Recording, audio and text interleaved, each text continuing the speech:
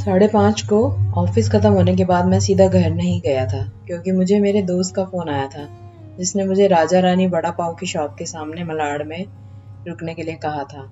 उसे कुछ शॉपिंग करनी थी, इसलिए उसने कहा था तुम रुकना, साथ में जाएंगे। हम दोनों हमेशा एक साथ ही शॉपिंग करने जाते थे। उस शॉप के पास पार्किंग के लिए पैरेलली कुछ लोहे के एंगल लगाए हुए थे।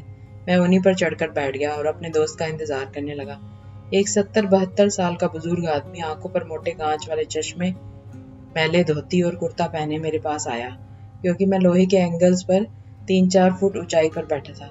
उसने मेरे घुटनों को छुआ और बोला, बेटा एक वड़ा पाव खरीद कर दे दोगे तो बहुत अच्छा होगा, बहुत ज्यादा भूख लगी है। मैंने जब उस बूढ़े आदमी की तरफ देखा तो वह मुझे रोजाना दिख रहे भिखारियों में से नहीं लगे। उन्हें देखकर ऐसा भी नहीं लग रहा था कि वह हर दिन भीख मांगते होंगे। ऐसे अचानक किसी बुजुर्ग ने मेरे पैरों को हाथ लगाया तो मुझे बहुत अजीब महसूस हुआ। मैं तुरंत एंगल से कूदकर नीचे खड़ा हो गया। मैंने अपनी जेब में हाथ डाला और 50 रुपए निकालकर उस बुजुर्ग को देते हुए कहा, अंकल आपको भूख लगी है तो यह लीजिए 50 रुपए, कुछ खा लीजिए। बुजुर्ग ने कहा, नहीं बेटा, पैसे मत दो, बस एक वड़ा पाव ला कर दे दो, उतना बस है मेरे लिए। ठीक है, मैं ला देता हूँ, आप यहीं बैठिए, कहकर मैं राजा रानी वड़ा पाव की दुकान में गया और एक वड़ा पाव खरीद कर लाया और बुजुर्ग को खाने के लिए दिया। बुजुर्ग नीचे बैठकर वड़ा पाव खाने लगा। मेरी तरफ देखकर वह बोले, ऊपर मत बैठो, गिर जाओगे, यहाँ बैठो मेरे पास, कोई साथ बैठेगा तो मुझे भी 2 निवाले अच्छे से खाए जाएंगे। मैं उनका कहना टाल नहीं पाया और उनके साथ ही बैठ गया। फिर मैंने ऐसे ही उनसे सवाल करना शुरू किया, कहाँ से आए हैं, कहाँ जाएंगे, किससे मिलने आए हैं, वगैरह वगैरह।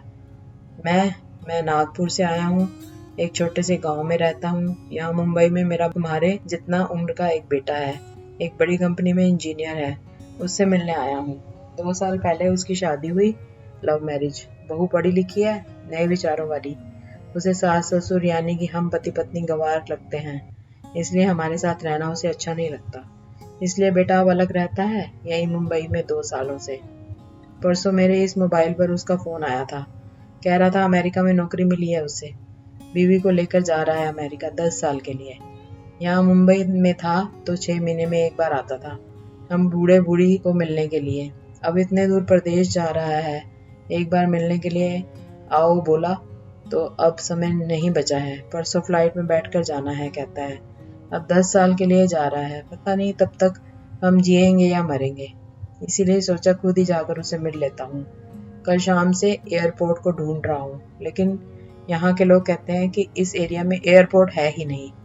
बुजुर्ग ने एड्रेस वाली चिट्ठी मेरे हाथ में देते हुए कहा। उनकी बात सुनकर मैंने कहा, लोग सच कह रहे हैं, एयरपोर्ट यहाँ नहीं है, सांता क्रूज में है। बुजुर्ग ने मेरी तरफ देखकर कहा, लेकिन परसों जब बेटे का फोन आया था तो उसने यही पता लिखवाया था मुझे। लगता है यह फोन भी खराब हो गया है, फोन ही नहीं आ रहा है बेटे का। मैंने बताया था उसको कि मैं उससे मिलने आ रहा हूँ मुंबई। कहते हुए बुजुर्ग ने मोबाइल मुझे देखने के लिए दिया। अब मेरे एक हाथ में चिट्ठी और एक हाथ में मोबाइल था। मैंने मोबाइल का बटन दबाकर देखे, मोबाइल अच्छे से चल रहा था और मोबाइल में नेटवर्क भी पूरी तरह से आ रहा था। मैंने उनसे पूछा, आपने नहीं लगा के देखा फोन बेटे को? मुझे कहाँ लगाना आता है बेटा फोन, कोई फोन करता है तो उठा लेता हूँ बस, उन्होंने कहा। मैंने रिसीव्ड कॉल में जाकर एक आखिरी आए नंबर पर कॉल किया। 2 रिंग्स बजने के बाद कॉल कट कर दिया गया।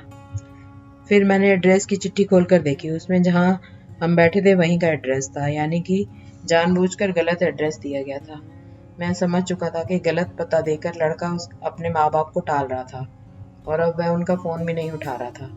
मुझे यह भी मालूम पड़ चुका था कि वह जिस प्लेन में सवार हो चुका था, वह प्लेन कभी भी उसके माँ बाप की दिशा में उड़ने वाला नहीं था। तब तक मेरा दोस्त वहां आ गया और बोला, चलो शॉपिंग करने चलते हैं। मैंने उसे 2 मिनट रुकने के लिए कहा और मैं बुजुर्ग की तरफ देखकर सोच में पड़ गया। मैं समझ नहीं पा रहा था कि अपने बेटे की तरफ से होने वाली धोखेबाजी को यह बुजुर्ग समझ नहीं पा रहे थे, या फिर खुद का बच्चा उनके साथ ऐसा व्यवहार कर सकता है वह वो स्वीकार नहीं कर पा रहे थे। मैं बुजुर्ग से बोला, अब तक तो आपका बेटा जिस प्लेन में बैठा है वह उड़ चुका होगा, मुझे नहीं लगता कि अब आपकी उससे मुलाकात हो पाएगी, इसलिए अच्छा यही होगा आप वापस अपने घर लौट जाएं और आंटी भी आपका इंतजार करती होगी। मेरी बात सुनते ही अगले ही क्षण उनकी आंखें भर आई। आंसू भरी आंखों से वह मेरी तरफ देखने लगे। घर जाने के लिए भाड़े के पैसे देते हुए मैंने उनके हाथों पर हाथ रखा और पूछा, अंकल, मैं कब से आपके हाथों में यह डब्बा देख रहा हूँ। क्या है इस डिब्बे में? मोतीचूर के लड्डू हैं, मेरे बेटे के पसंद के। उसके माँ ने भेजे हैं उसके लिए, खुद बनाकर, बुजुर्ग ने कहा। किसी खंजर से मेरे दिल को चीर कर मेरे अंतकरण को लहूलुहान कर दिया हो, ऐसी मेरी हालत हो गई। मैं निशब्द होकर बुजुर्ग की तरफ देखता रहा और वहीं बैठा रहा। ये भाई, चलना, देर हो रही है। मेरे दोस्त की आवाज कानों में पड़ी तो मैं होश में आया और ऐसे ही उस भीड़ में उसके पीछे पीछे चलने लगा। घर पहुंचकर आधी रात तक मैं सो नहीं पाया। रह रहकर एक ही सवाल मेरे मन में उठ रहा था। एक बड़ा पाव की भीख मांगने वाला वह बेचारा आदमी भूख से बेहाल होने के बावजूद भी अपने साथ लाए उस मोतीचूर के लड्डुओं में से एक लड्डू खुद नहीं खा सकता था क्या? अपने बेटे से इतना प्यार।